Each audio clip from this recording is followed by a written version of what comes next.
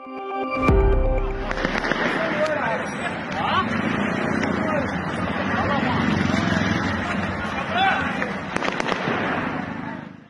Şia lideri Muqtada Sadrin taraptarlar bugün Bağdat'ta ýaşy zology we prezident köşküni bastılar. Bu gadaplanma Sadrin siyasi barlygyny ortadan aýyrmak üçin kabul edilen kararlaryň arkasyndan ayaklanmaga uçun bolandygy aýdylýar.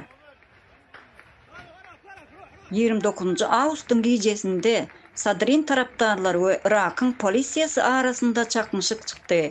Bu ayaklanma gysga wagtyň içinde Bağdatda ýakyn şäherlere hem ýaýrap, ýurtda adatdan daşary ýagdaý elan edildi. Şu anda kendi gücümüzle beraberiz. Türkmen gücüyle, silahlı Türkmen gücüyle beraberiz. Bunlardan Kerkük savunma gücü. Kerkük savunma gücü Türkmenleri ve Kerkükleri savunan bir güçtür. Kerkük inşallah güvenlik altındadır. Kerkük we Erbil'däki türkmenler çıkmagy mümkin bolan iç töweşe garşy taýinlykda bolandygyny habar berip çykyş etdiler. Irak'ta köp ýyllaryň dowamyndan bäri çözülip bolunmaýan siýasy we mezhebi meseleler her gezeginde bir urşa uçun bolup durýar.